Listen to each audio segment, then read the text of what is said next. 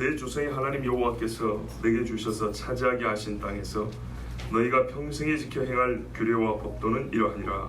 너희가 쫓아낼 민족들이 그들의 신들을 섬기는 곳은 높은 산이든지 작은 산이든지 푸른 나무 아래든지를 방문하고 그 모든 곳을 너희가 마땅히 파멸하며 그 제단을 헐며 주상을 깨뜨리며 아세라상을 불사르고 또 그 조각한 신상들을 찍어 그 이름을 그곳에서 멸하라.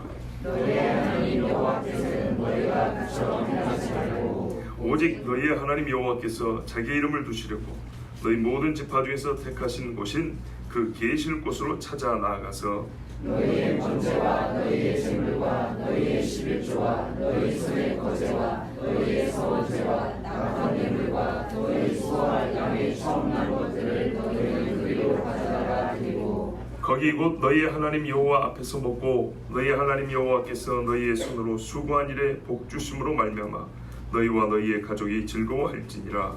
우리가 너희를 여기에서는 각기 소견대로 하였거니와 너희가 거기에서는 그렇게 하지 말지니라. 너희가 너희 하나님 여호와께서 주시는 안식과 기업에 아직은 이르지 못하였거니와 너희가 유다를 건너 너희 하나님 여호와께서 너희에게 기업으로 주시는 땅에 거하게 되되 너는 여호와께서 너희에게 너희 주의 모든 근점을 이기게 하시고 너희에게 안식을 주사 너희를 평안히 거주하게 하실 때에 너희는 너희의 하나님 여호와께서 자기 이름을 두시려고 택하실 그곳으로 내가 명령하는 것을 모두 가지고 갈지니 곧 너희의 번제와 너희의 희생과 너희의 11조와 너희 손의 거제와 너희가 여호와께 소원하는 모든 아름다운 서원물을 가져가고 너희와 너희의 자녀와 노개와 함께 너희의 하나님 여호와 앞에서 즐거워할 것이요 내 성중에 있는 레위 가족 그리할지니 레위는 너희 중에 분깃이나 기업이 없음이니라. 너는 삼가서 내게 보이는 아무 곳에서나 번제를 드리지 말고 오직 너희의 한 지파 중에 여호와께서 택하실 그곳에서 번제를 드리고 또 내가 내게 명령하는 모든 것을 거기서 행할지니라. 아멘.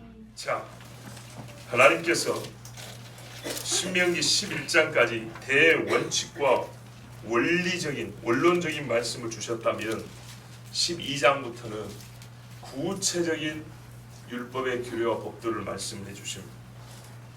반드시 해야 하고 변개가 불가능한 말씀입니다. 그 중에 핵심은 뭐냐? 여호와의 땅에서 여호와의 백성은 구별되어야 한다는 것입니다. 하나님이 정하신 땅에서 하나님이 정한 거처에서 하나님이 정하셨기 때문에 그곳에 있는 백성도 반드시 구별되어야 한다는 겁니다. 사는 모든 날 동안 1절을 보십시오. 시대가 바뀌었다 소리하지 말고 우리가 이 땅에 존재하는 모든 날 동안 하나님의 백성은 변하지 않는 여호와의 규례와 법도를 행해야 합니다. 그래야 더욱 구별됨이 드러나는 겁니다. 보십시오. 시대가 계속 변하잖아요. 변하는 가기도 커진다고요. 많은 게 달라진단 말이죠. 그런데 여전히 서 있는 사람들이 있습니다. 그러니까 이만큼 구별됨이 보이는 것이죠. 우리는 온전하게 근본적으로 구별되지 못한 존재들입니다. 우리는 겨우 말을 할 때 해야 구별됨을 나타낼 수 있는 사람이고 우리는 행동을 하나 할 때 하나만큼 두 개라면 두 개만큼 구별됨을 나타낼 수 있는 존재입니다. 그런데 우리가 속으로만 나는 구별된 하나님의 백성이다? 절대 구별됨을 나타낼 수가 없습니다. 인간은요 말을 해야 구별된 게 나타나고 행실로 보여야 구별됨이 나타나는 겁니다. 그래요. 교회 아름다운 전통 중에 오늘 두 사람도 찬송했지만 제가 작년에도 깜짝 놀랐어요. 우리 여기 어디 가셨냐? 그렇죠. 그렇죠. 화장실 가셨죠. 예, 우리 임미리 집사님하고 강평 성도하고 작년에 결혼하고 이분들이 4월 며칠에 결혼했죠? 20일 날 결혼했어요. 예, 4월 20일 날 결혼했는데 21일이 무슨 날이었냐? 기억나십니까? 부활주일 아니었던가요? 그죠? 세상에 우리가 죄송합니다. 극성 맞은 엄마도 놀랐어요. 제가 여기서 기억이 확실합니다. 이렇게 보더라고. 자가 어떻게 나왔지 하고. 그래도 결혼하고 첫날이라 차마 내일 부활주일이라고 내가 부활주일이지만 말을 못한 것 같은데 그랬었죠? 그런데 와버린 거예요. 깜짝 놀랐어요. 저도 놀랐어요. 이게 우리의 구별됨입니다. 당신 예배대에서 뭘 배웠냐? 하나님 앞에 가장 기쁜 날을 어떻게 올려드리는 걸 배웠냐? 가장 슬픈 날 누구에게 위로를 구하는 걸 배웠냐? 이것은 우리가 그 가장 기쁜 날과 슬픈 날을 어떻게 보내는 걸 보면 알아요. 하나님이 정하신 절기를 어떻게 지키는 걸 보면 알아요. 거룩함 여기에 달려있고 여기에 달려있습니다. 하나님은 우리에게 반드시 땅을 주신다고 약속하셨습니다. 땅은 하나님의 모든 축복의 토대입니다. 네, 신기하죠? 땅에서 별게 다 나오지요.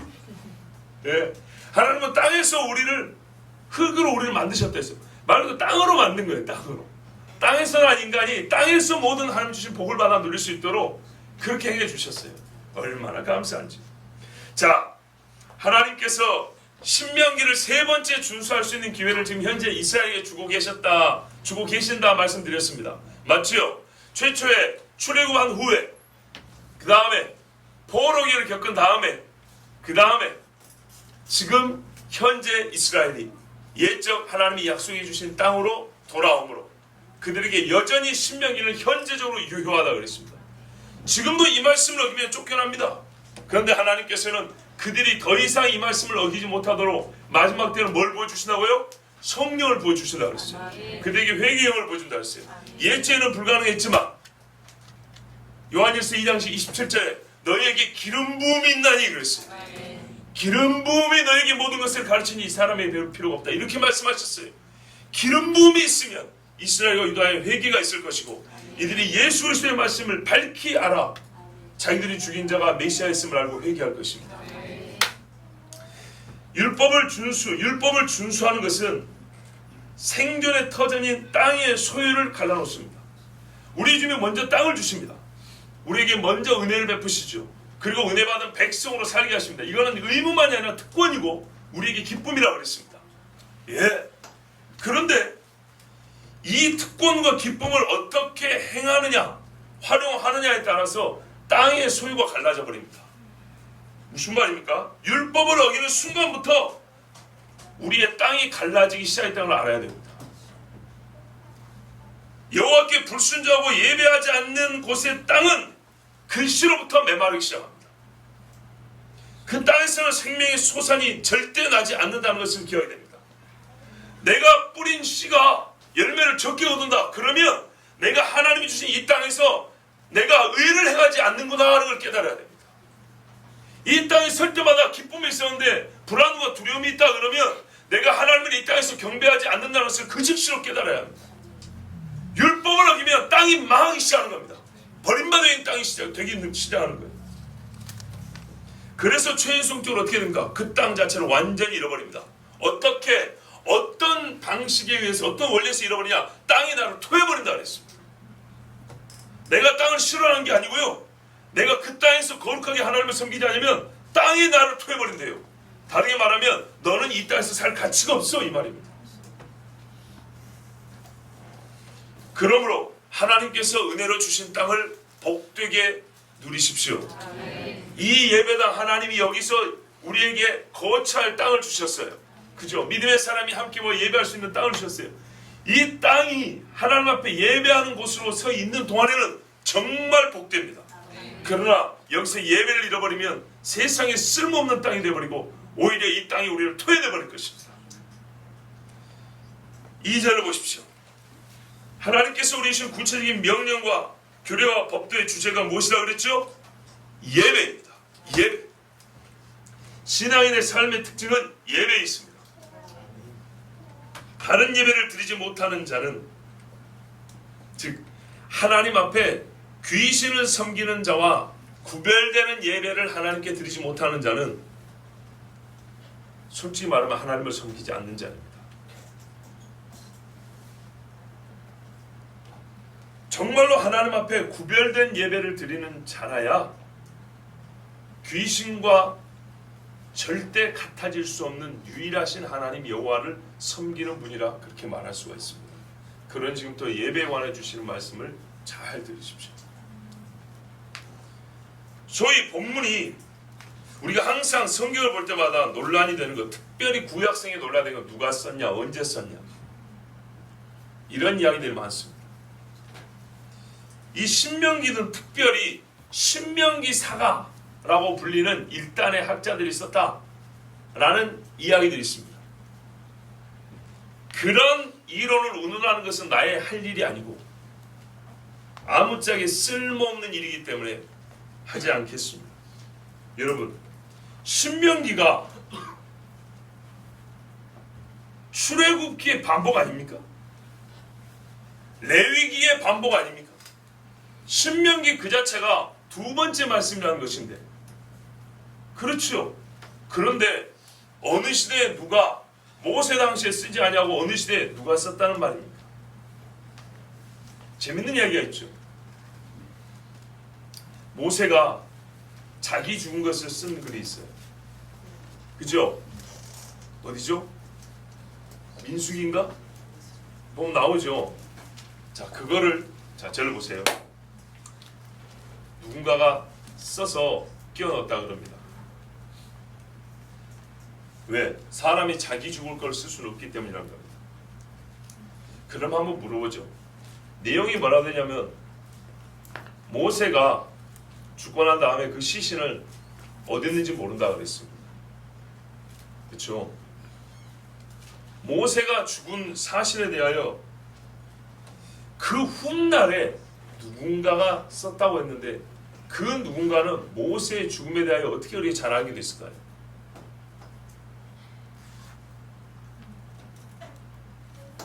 뭔 말인지 이해가 안 되세요?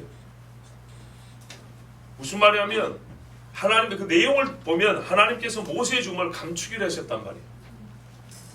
그런데 그 감춰놓은 것을 그 누군가는 어떻게 알고 그렇게 썼을까요? 그것도 신기한 일입니다. 우리가 성경에서 보면 예수님이 모세의 글에 한 것을 믿지 아니하고 대신에 그 누군가, 레위기는 그 누군가가, 창세기는 그 누군가가, 신명기는 그 누군가 하면 그 누군가는 도대체 누구입니까? 정확히 한번 집어내 보세요. 그는 어떻게 이 글을 쓰게 됐을까요? 어떻게 해서 모든 성경이 이렇게 조화롭게 신약과 함께 완벽하게 조화롭게 할 수 있었을까요? 그 누군가가, 영감도 받지 못하고 성령도 알지 못하는 그 누군가가 잘해야 종교인이, 불가능한 이야기입니다. 자, 가나안 사람들은 여러 곳에서 예배했습니다.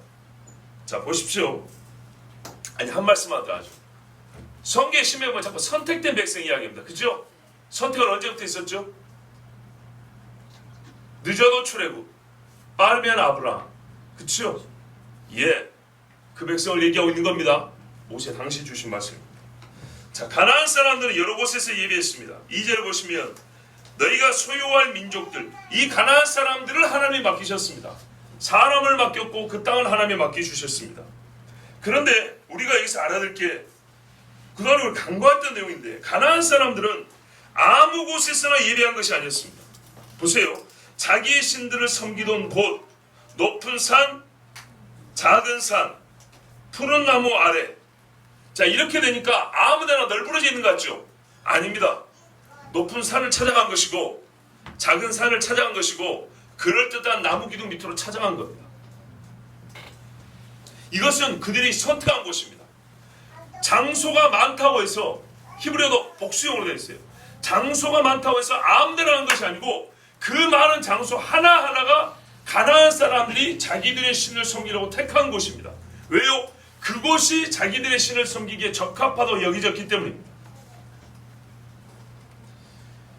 자, 이 사람들을 하나님이 맡기셨는데, 이스라엘 백성 우리가 그와 똑같은 짓을 하면 안 된다고 하나님 말씀합니다.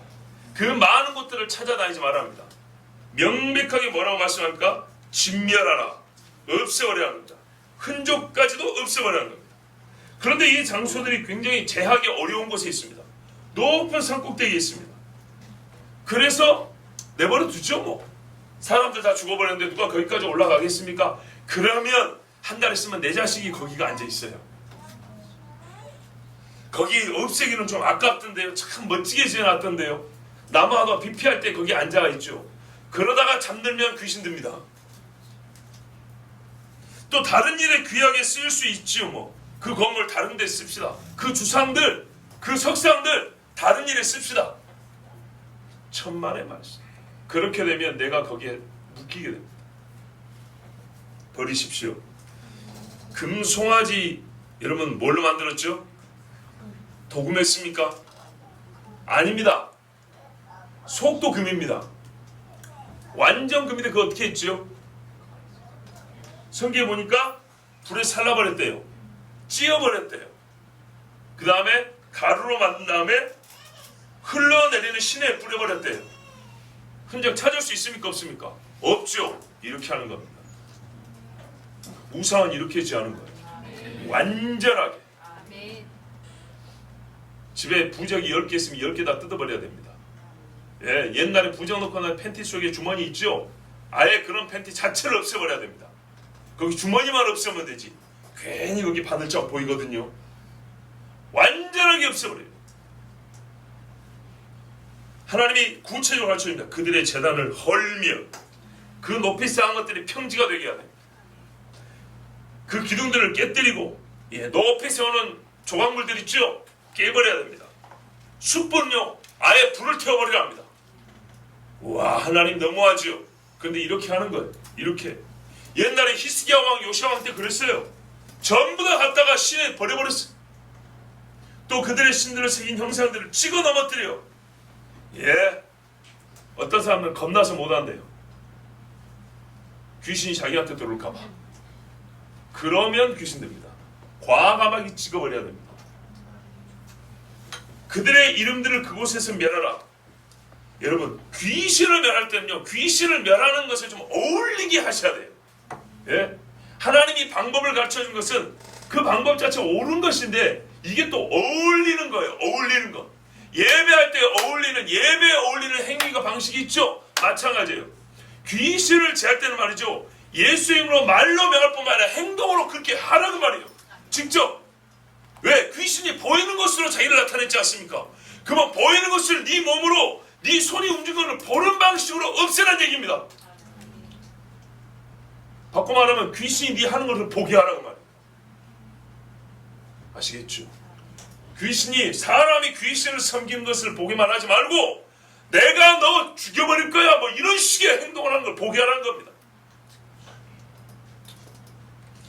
역대하 31장 1절에 이 모든 일이 끝나면 거기에 있는 이스라엘 무리가 나가서 이 유월절 지키는 겁니다. 히스기야 때. 유다 여러 성읍에 이르러 백성이 나가는 거예요. 알았어. 주상들을 깨뜨리며 아세라 목상들을 찍으며 유다와 베냐민과 에브라임과 므낫세 온 땅에서 산당들과 제단들을 제거하여 없애고 이스라엘 모든 자손이 각각 자기들의 본성 기업으로 돌아갔더라. 아멘. 없애버립니다. 하나님 앞에 예배하는 자들은요 자동으로 주상들을 깨뜨리고 목상을 찍어버리고 불태워버리고 그리고 난 다음에 자기 집에 가는 거예요. 귀신의 이름이 다시는 불리지 않도록 이게 중요합니다. 여호와의 이름은 영원히 불려져야 되는데 귀신이 생겨나서 사람은 이름을 먼저 떠오릅니다. 동상이 하나 남아있죠? 저 바알 동상인데 안 찍었네? 바알을 얘기하게 됩니다. 아세라 이건 여신인데 이건 주로 목상이거든요. 그 형태가 남아있으면 저 아세라상 아직 모가지가 안 쳐졌네 이런 말하면서도 아세라를 얘기하게 된다니까요. 하나님의 말씀은 어떤 경우든 이런 것들은 아예 이름을 입에 올릴 일 자체가 없게 하라고 말입니다. 처음부터 불려질 일이 없는 것들이었습니다. 그러나 4절 보십시오. 주 너희 하나님께는 너희가 그와 같이 행하지 말고 너희 하나님 귀신을 대하는 것과는 정반대로 하셔야 합니다. 상징물, 장소, 기구 뿐만 아니라 의식. 이 의식이 말하면 머리 이 의식이 아니라 리추얼 있죠. 행위라는 예식. 이런 것도 여호와 경배는 세상 것과 완전히 달라야 됩니다. 이것은 우리의 고유한 것이 있어야 되는 것뿐만 아니라 세상 것을 도입하지 말라는 겁니다. 끌어들이지 마세요. 세상 방식을. 열왕기하 17장 9절에서 12절에 이스라엘의 자손이 점차로 불의를 행하여 그 하나님 여호와를 배역하여 모든 성읍의 망대로부터 견고한 성에 이르도록. 자, 이스라엘 천지에 어떤 일이 일어났냐? 하나님을 배역하니까 보세요. 마음만 하나님께서 떠난 게 아니라 산당을 세우고, 아까 없애는 것들 있죠? 그대로 정반대로 합니다. 산당을 세우고 모든 산 위에와 모든 푸른나무 아래에 목상과 아세라상을 세우고, 또 여호와께서 그들 앞에서 물리치신 이방 사람같이 그곳 모든 산당에서 분향하며, 또 악을 행하여 여호와를 경노하게 하였으며 또 우상을 섬겼으니 이런 여호와께서 그들이 행하지 말라고 말씀하신 일이라. 행하지 말라고 지금 신명기에서 말씀했죠. 그런데 왕정시대에 그대로 다시 했다는 겁니다. 방식을 똑같이 했어. 그런데 놀라운 건 뭐라고요? 옛날에 금송아지처럼 형상은 저기 누구예요? 이집트 거 세워놓고, 그렇죠? 이름은 가나안 거 붙여놓고, 뭐 이러든 저러든, 또 거기다가 여호와 하나님이라고 붙여놓고, 이 세 개를 잡동사니로 만들어놨어요. 섞어가지고. 절대 이런 짓 하지 말라. 이스라엘 백성이 바알을 세워놓고 하나님이라고 대신하고, 아세라는 하나님의 부인이다 이렇게 하고, 이딴 식으로 하나님을 섬겼어요. 우리 하나님 안 섬긴 거 아니에요. 근데 보니까 바알상을 세우는 거예요. 거기다가 있지도 않은 하나님의 부인이라고 여신 아세라를 세우는 거예요. 귀신입니다. 귀신. 이스라엘 백성이 술 부어 바쳤던 하늘의 여왕이라는 귀신입니다. 저 천주교인들이 섬기고 있는 거 말이에요. 이 방식을 하나님을 섬기는 데 도입하지 말라고 그래요. 여전히 하나님을 섬깁니다 하지만은 이 귀신을 섬기는 이름과 도구들과 예식의 방식을 도입하면 하나님을 섬기는 것이 아닙니다. 꼭 기억하세요. 특히 선교하는 분들은 기억하셔야 돼요. 뭐 토착화 신앙 개떡 같은 소리 하지 말아주세요. 다문화 여러분 그렇게 하는 게 아니에요. 밥 먹는 것까지는 괜찮아요. 손으로 먹으면 같이 손으로 먹고, 예, 그 사람들이 입는 옷도 좀 입고 그들의 언어를 쓰는 거 괜찮아요. 그런데 이 다문화라는 안에 자동스럽게 세상은 문화 중에 한 가지를 종교로 생각하기 때문에 다종교 사상이 들어갑니다. 문화의 본질은 종교고 종교의 옷은 문화라 그랬어요. 누가 한지 아십니까? 소위 문화신학자라는 폴 틸리가 한 소리입니다. 20세기 많은 신학자들이 이 말을 따르고 있습니다. 어느 정도의 문화를 따라갈 것이냐, 신앙에는 영향을 미치지 못하는 정도만 따라가면 됩니다. 버리라고 해야 됩니다. 예수를 믿기 때문에 당신 집에 있는 귀신을 버리라고 해야지, 이거 놓고 교회만 오면 됩니다. 절대 아닙니다. 오직 주 너희 하나님께서 자신의 이름을 두시려고 너희 모든 지파 중에서 택하실 곳 즉 그분의 처소를 찾아서 거기로 가라, 이렇게 말씀합니다. 하나님을 어떻게 예배하냐? 우상 섬기는 것처럼 하지 말고 하나님께는 첫째, 하나님께서 자신의 이름을 두시려고 선택한 장소로 찾아가라 그랬습니다. 하나님은 처소를 선택을 하십니다. 그곳이 여호와 하나님께서 계시는 곳입니다. 여러분, 개념적으로 말하면요, 편재와 임재를 구분할 줄 알아야 돼요. 하나님은 거기서만 계시나 어디서나 계시지? 예수님도 뭘 가르쳤어? 예배할 곳이 이곳에 있다 저곳에 있다 하지 말고 예배하는 자는 영과 진리로 예배하라 그랬죠? 예, 그건 하나님의 편재에 근거한 예배 신학이에요. 하나님은 어느 곳에나 있어요. 내 이름으로 두세 사람이 모인 곳에 나도 그들 중에 있다 그랬어요. 그쵸? 예, 베델에도 말이죠. 가다가 돌베개만 누워 있어도 거기서 하나님이 계시는 거예요. 그걸 부정하는 것이 아니에요. 근데 성경은 또 뭐라고 말했냐? 내가 너희의 예배를 온전하게 하기 위하여 장소를 하나 정하겠다 그랬어요. 어떤 장소냐? 중요한 거예요. 예배 장소를 먼저 정한 게 아니라 내가 있는 장소로 정한다 그랬어요. 나의 거처예요. 거처. 임재하는 장소로. 아시겠어요? 편재와 임재를 구분하셔야 된다 그랬어요. 하나님은 편재, 편만하게 계시지만 특별히 하나님의 선택한 백성들을 구원하시기 위하여 임재한 장소가 있어요. 그 임재한 장소를 내가 지정해 줄 테니까 너희는 선택된 백성은 이 임재의 장소로 나오라 그랬어요. 이게 그래서 달라요. 말이 다르다고요. 어느 곳에서나 예배하라 그랬지만, 열방이 하나님을 창수하라 그랬지만, 하나님 말하면 임재한 그 장소에는 너희가 찾아오라 그랬어요. 예수님도 말하면 초대를 한다고 돼 있어요. 임재한 장소에는 하나님이 선택된 백성만 초대를 합니다.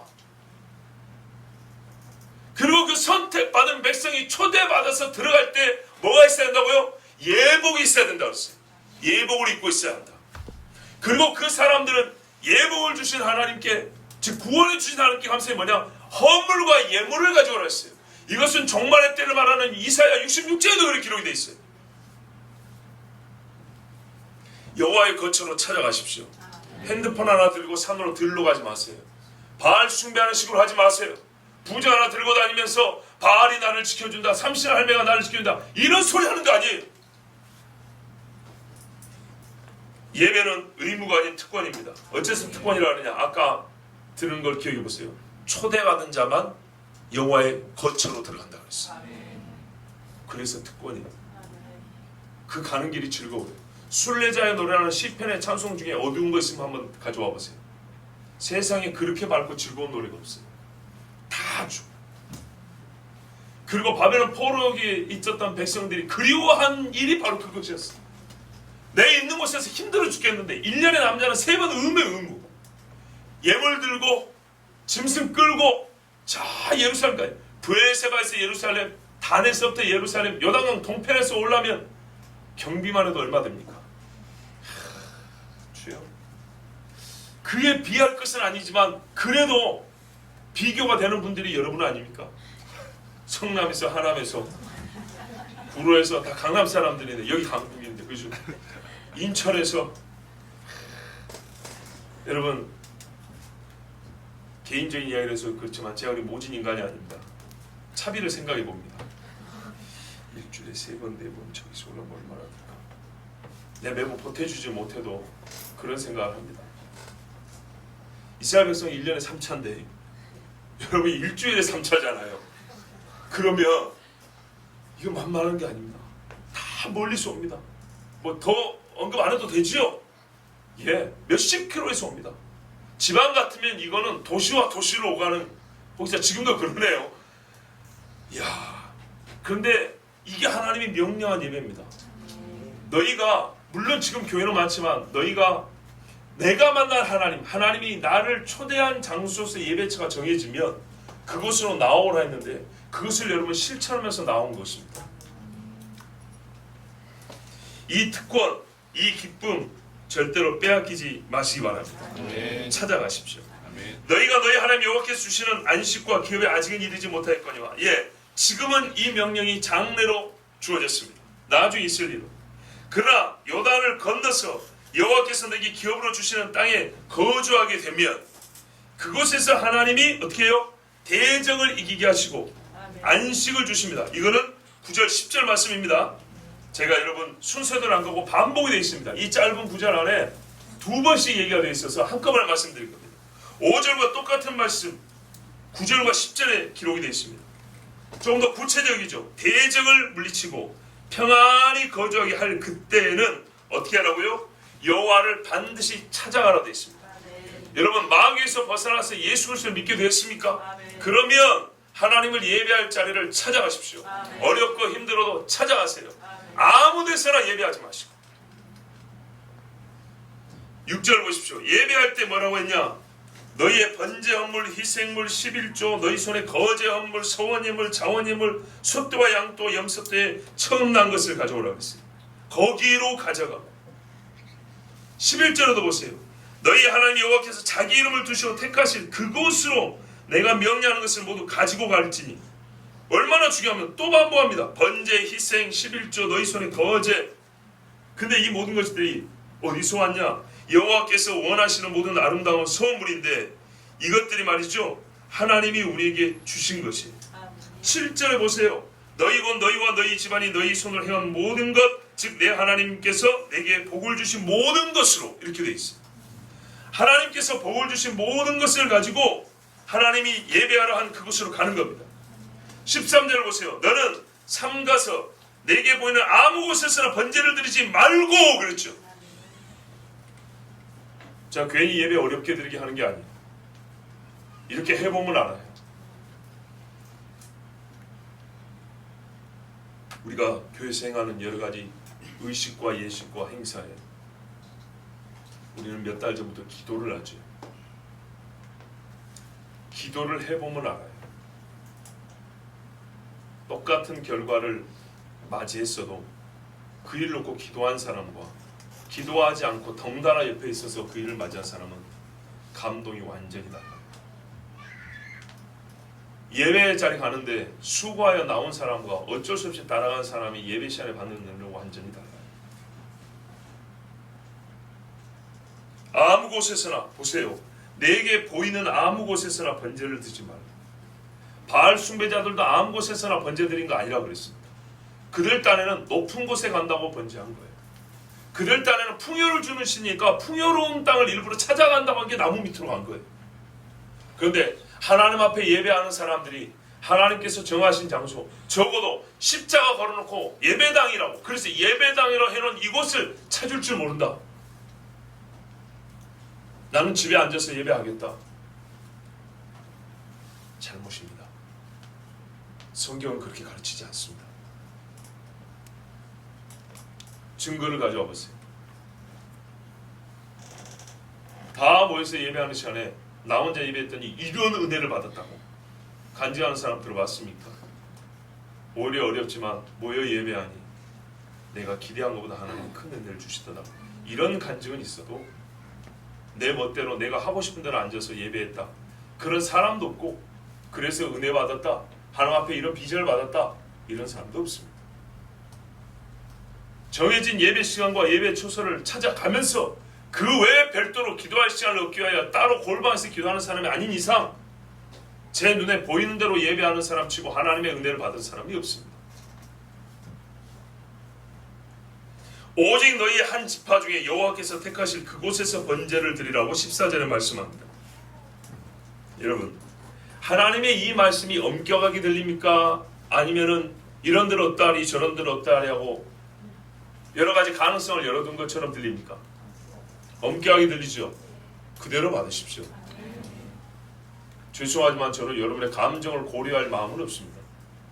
멀리서 오는 발걸음을 위로하고 격려할 마음이 있어도 이 말씀이 엄격한데 이 말씀을 마음에 좀 부담스럽다. 나는 그걸 위로할 마음은 없어요. 그럴 권한도 없어요. 이렇게 지키세요. 예루살렘 앞으로 나가는 것처럼 농사할 일 바쁜데 그거 놓고 가는 것처럼 그렇게 지키세요.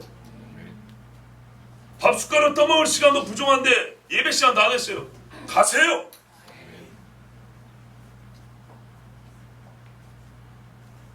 간증을 하나 할게요. 7년 전에 저희 애가 6살, 4살 때 이야기입니다. 아마 들은 분들이 있을 거예요. 예배 시간에 예전에 수요일인가 언젠가 한번 했던 것 같은데 예배 드리고 가고 제가 찬양 인도를 해야 된단 말이죠. 수요일 찬양 예배 찬양 인도를 해야 되는데 그래서 좀 빨리 올라가야 됩니다. 근데 저녁 먹고 애들이랑 같이 교회 가려고 보니까 첫째하고 둘째 아들이 없어요. 경희대 앞에 살 때입니다. 그래서 밖으로 저희 부부가 나와서 불러서 찾았습니다. 자녀를 키우다가 한번 잃어버린 분 경험이 있으시면 알지만 거의 사람 미치기 직전이죠. 큰 소리를 불렀는데 시골이 아니다 보니까 소리도 크게 못 냅니다. 근데 거기 학생들이 살고 학교 앞에 아주 복잡합니다. 그리고 주택들도 아주 이렇게 미로처럼 돼 있습니다. 그래서 어느 구석으로 숨었는지 또는 어느 골목으로 들어갔는지 알 수가 없습니다. 교회에서부터 경희대까지 그 골목 다니면서 이때쯤인 것 같아요. 여름, 초여름쯤 된 것 같아요. 막 찾아다녔어요. 저녁인데 아직 날이 어둡지는 않았기 때문에 소리 지르며 막 찾아다니는데 얼마나 진짜 심장이 터질 것 같습니까? 옛날에 여동생이 감금된 적이 있었어요. 2박 3일 동안. 그때도 정말 심장이 멎는다는 걸 느꼈는데 이제는 동생보다 더 중요한 내 자식이란 말이에요. 그것도 아들 둘이. 그런데 말입니다. 예배 시간이 가까이 와요. 찬양인도 해야 돼. 찬양인도 한 번 안 하면 어때? 그죠? 수예배 한 번 빠지면 어때? 다른 부목사님도 있고 담임 목사님도 있고 다른 교육자들이 있는데 시간이 가까이 와서 그냥 교회로 갔어요.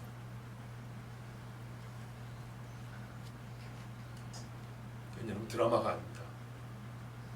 현실. 주일 예배도 아닌데, 그렇죠?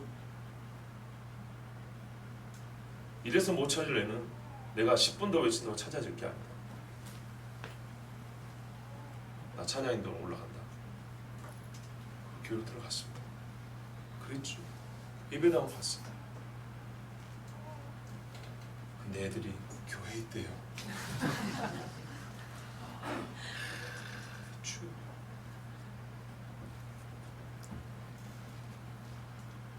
제가 교회가 있으라 그랬답니다. 자, 결말이 알아지면 하나의 코미디 같은데, 결말이 주어질 전까지, 아이들을 만나기 전까지 나는 뭐 한 거죠? 아들을 잃어버린 아버지입니다.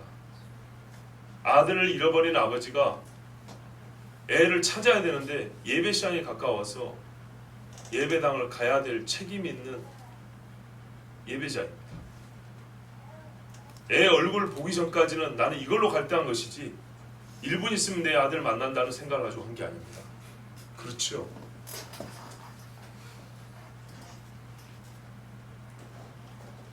예배할 거처를 찾고 정해진 시간을 지키고 하나님 앞에 아무 데서나 보이는 데서나 예배하지 말고 번제를 가지고 오고 화목제물을 끌고 와서 거기서 바쳐라.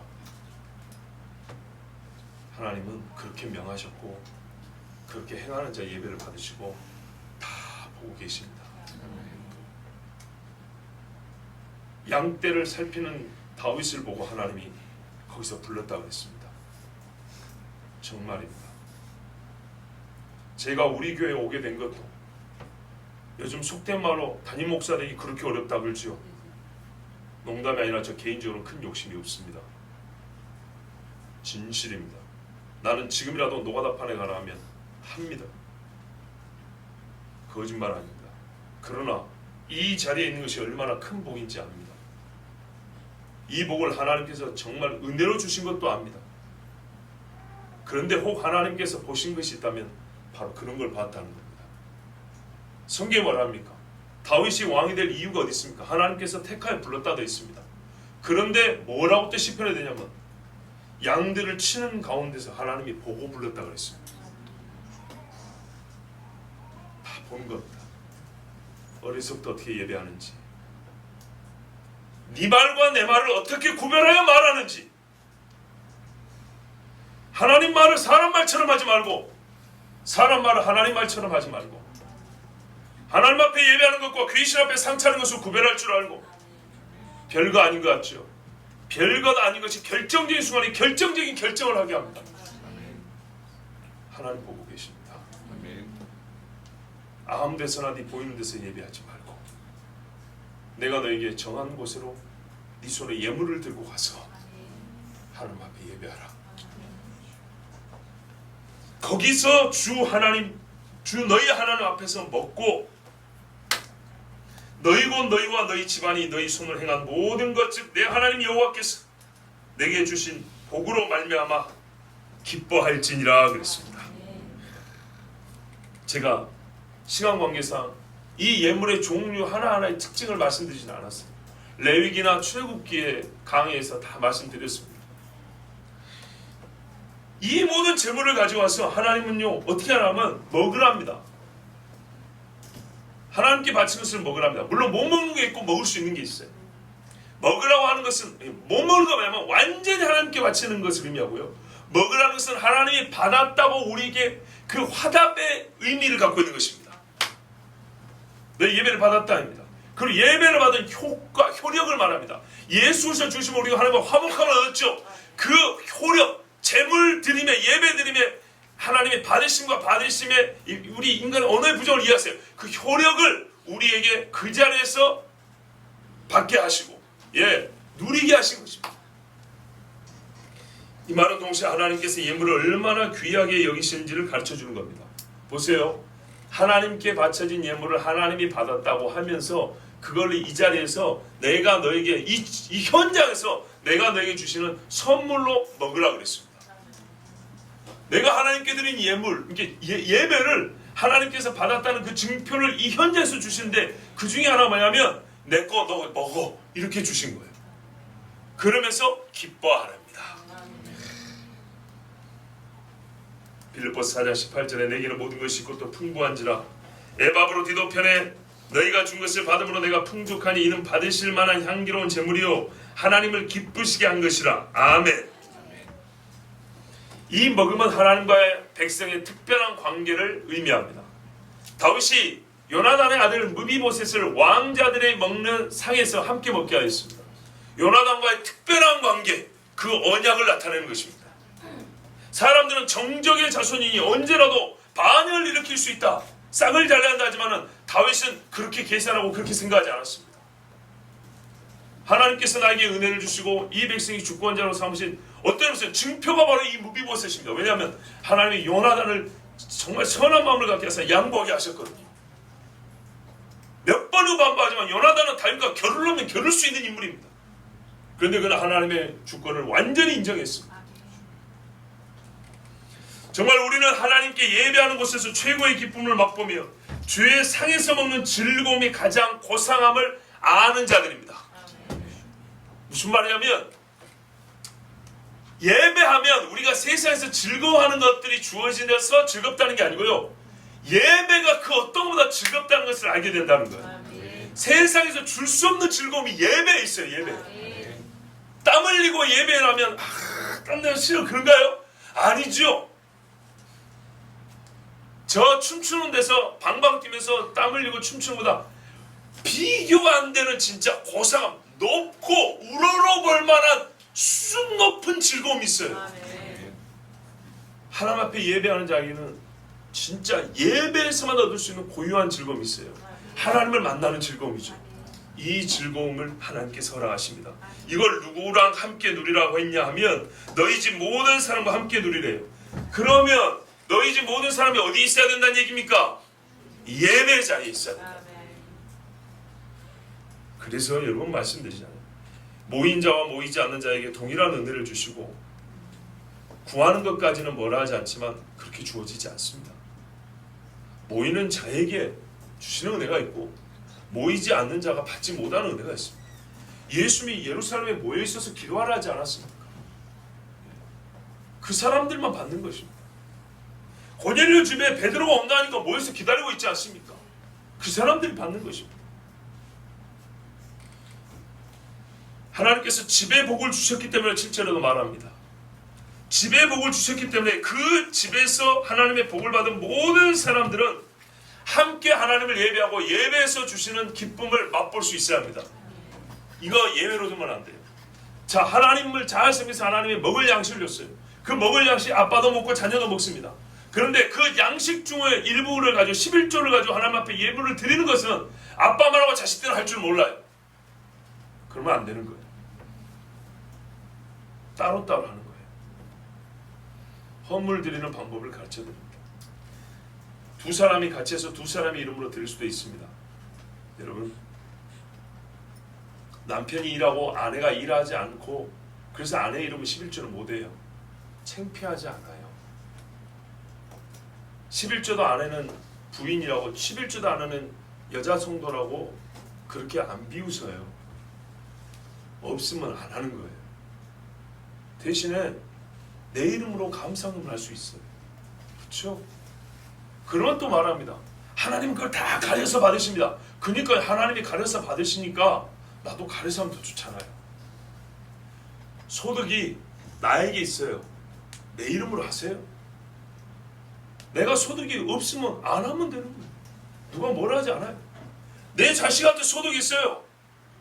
네 11조 엄마가 대신해 줄게. 엄마 이름으로 하지 마세요. 자식 이름으로 하세요. 그 자식이 직접 하게 하면 더 좋죠. 아주 깐난이면 몰라도 점점 잘하면. 헌금은 자기 이름으로 하세요. 자기 행위로 하나님 앞에 의를 행하는 것처럼 자기 이름으로 하세요. 아무렇지도 않아요. 온 가족이 함께 모여서 소득을 얻었으면 온 가족의 이름으로, 그 집의 이름으로 괜찮아요. 그런데 개인이 한 것은 개인으로 바치는 게 훨씬 더 낫습니다. 사실 그것은 뭐 그렇게 중요한 문제가 아닙니다. 그렇게 중요한 문제 아니어서 꼭 그렇게 하라는 말은 아니지만 이왕이면 그렇게 하시는 것이 후에 자녀들에게 교육할 때도 좋습니다. 소위 세상에 퉁친다 그러죠. 싸잡아가지고 하나로 묶어버리는 것, 그것을 배웁니다. 헌금에서뿐만 아니라 다른 것에서도 배웁니다. 엄마가 기도해 주니까, 아빠가 예배했으니까 우리도 덩달아는 이런 식의 신앙관을 가지게 된다고요. 그러지 마세요. 집 전체가 복을 받고 집 전체가 은혜를 받지만 그 말은 집의 구성원 각자가 복을 받고 각자가 은혜를 받는다는 거예요. 그래서 하나님 앞에 각자가 예물 드리는 것을 가르쳐야 돼요. 내 자식 이름으로 헌금하고 만들고 싶죠? 그렇잖아요. 생일 감사하고 싶은데 엄마가 맨날 자식도 모르게 이름을 써내버려요. 그 자식은 30살이 돼도 자기 이름을 생일 감사하는 할 줄도 몰라요. 그렇게 하는 게 아니에요. 10살 먹을 때 가르치는 거예요. 네가 돈이 없어서 아빠가 돈은 주는데 네 이름 네가 봉투했어. 이렇게 하는 거다. 이렇게 가르치는 거예요.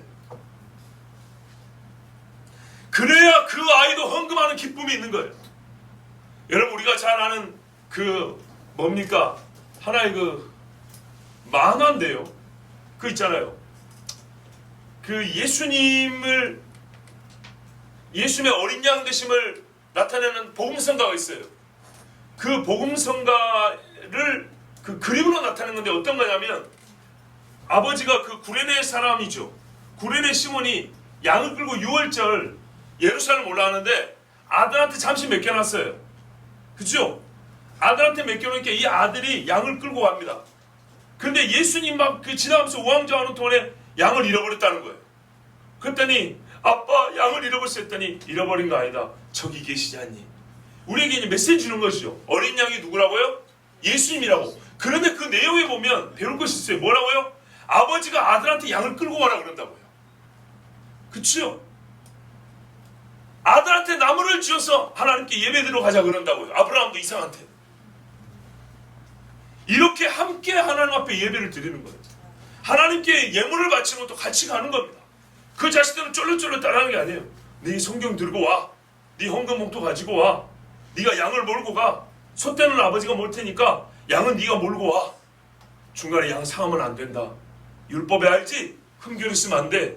백미길을 걸어가야 되는데 짐승이 물어뜯지 않게 네가 밤에 이슬을 맞으면서 수고의 양을 지켜. 그래서 하나님 앞에 그 양을 잡아서 바칠 때 그 아들의 가슴이 뜨겁겠어요? 차갑겠어요? 뜨거운 겁니다. 예배를 이렇게 드리는 거예요. 그러면 그 온 집이 기뻐할 수 있습니다.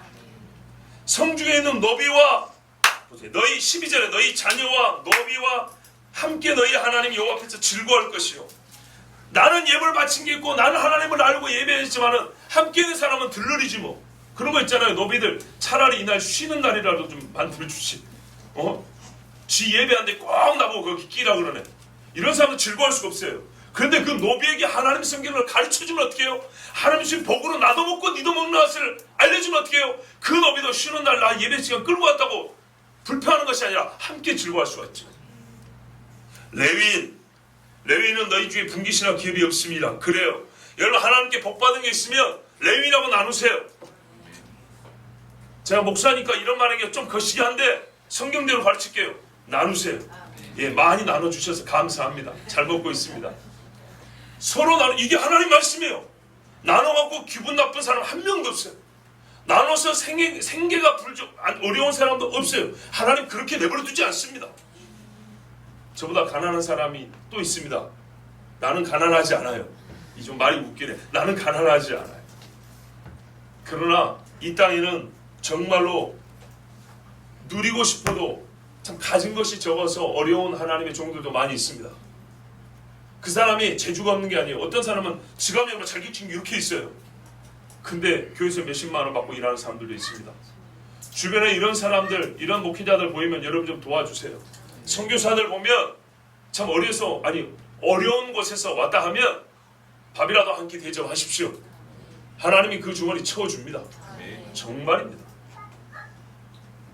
이것이 주께 드림의 기쁨입니다. 이 기쁨을 하나님께서 허락하신 특권입니다. 맛보지 못하고 죽지 않기를 바랍니다. 충분히 맛보십시오. 8절 우리가 오늘 여기에서는 각기 소견대로 하였거니와 광야 때나 가나안 때나 각기 소견 이것이 문제입니다. 각기 소견대로 하였거니와 너희가 거기에서는 그렇게 하지 말지니라. 지금은 하나님이 가르쳐 주시는 시간이지만 그때는 실천해야 될 때. 14절 끝부분에 보세요. 또 내가 내게 명령하는 모든 것을 거기서 행할지니라. 예배하는 장소, 방식, 예물드림, 함께 누리는 기쁨 모두 전에는 내 멋대로 했어요. 이걸 우리가 관용구로 쓰는데요. 제가 강조점을 찍어 드릴게요. 내 멋대로. 내가 멋있다는 대로. 폼이 산다는 방식대로 우리가 했어요. 폼만 잡았다. 내 생각대로 했어요. 내 속에서 나온 대로 했어요. 위에서부터 내려주시는 하나님의 말씀을 듣지 않냐고 내 생각대로 했어요. 그러나 하나님 뭐라고 말씀합니까? 지금부터는 내 말을 따르라 그랬습니다. 부분적으로 말고 온전히 100%. 그리고 그 장소를 찾았다면 그곳에 계시는 하나님께 맞는 예배를 드려야 합니다. 그 장소가 하나님이 거하시는 집이므로 여호와께서 너에게 명령하는 모든 것을 거기서 행하라 그럽니다. 이 집이 나중에 예루살렘 성전인 것을 우리가 다 알지요.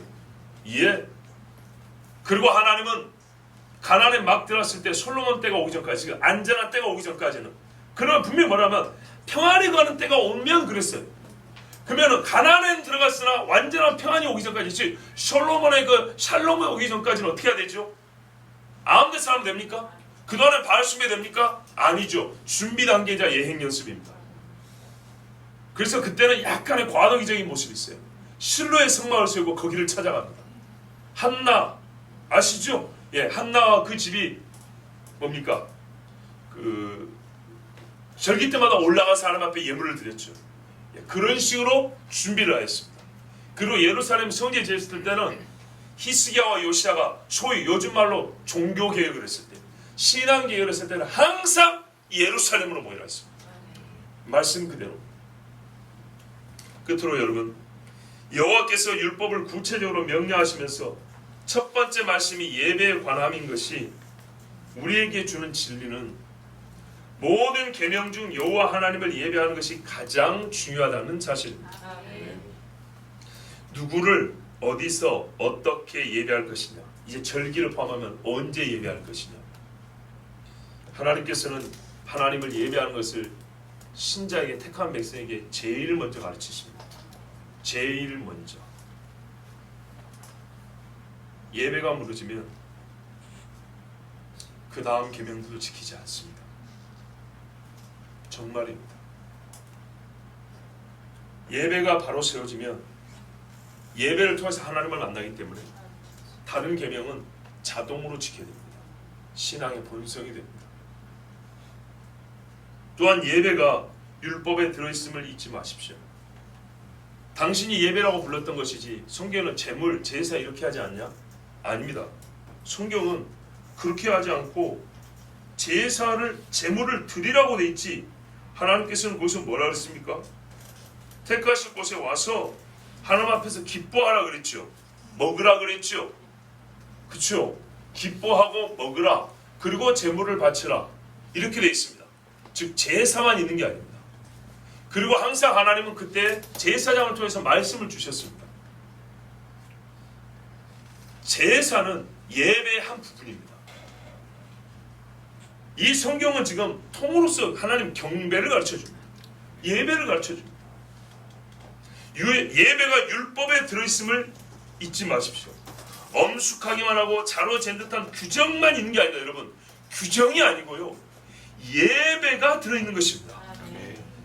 우리가 지금 예배를 드리면 최종적으로 얻는 상태는 하나님과 함께함이죠. 하나님과 즐거워하는 것입니다. 바로 이것이 신명기가 가르치는 바라면, 신명기는 지금 우리에게 예배를 가르칩니다. 다시 말하면 율법은 예배를 가르치고 있습니다. 두려움과 함께 즐거움이 있고 눈물 뒤에 반드시 기쁨이 있는 예배, 이것은 예수 그리스도가 이 땅에 오시기 전부터 그 예표의 시대인 성막이 있을 때, 성전이 있을 때도 똑같이 있었던 것입니다. 참으로 하나님께 예배한 자는 두려워하며 즐거워했고 눈물을 흘리면서 기쁨을 얻었습니다. 사실 이 모든 것이 구약 성경의 말씀 아닙니까? 그리고 예수를 만난 자들도 그랬습니다. 떨며 두려면서 주여 나는 죄인으로서이다 나를 떠나소서 했지만은 또 한편은 영생의 말씀이 주께 있으면 내가 네게로 가리이까 했습니다. 주 안에는 참된 즐거움이 있고 이렇게 말했습니다. 요한도 주 여호와와 함께 있는 사귐을 너희로 누리게 하려 함이라 이렇게 말했습니다. 사도들이 말씀한 복음의 궁극이 율법의 궁극과 같습니다. 하나님을 예배하고 하나님과 함께하는 것, 하나님 주신 기쁨을 누리는 것, 이것이 성경에 가르치는 예배입니다. 그래서 우리는 세상의 귀신을 섬기는 것과 다른 예배를 드립니다. 우리의 예배는 다릅니다. 여호와 하나님께서 세우신 예배법을 지키시고 구별되신 하나님께 구별된 예배를 드리십시오. 하나님께서 구별된 거룩한 즐거움과 기쁨을 우리에게 주십니다. 기도하겠습니다. 아버지 하나님 감사합니다.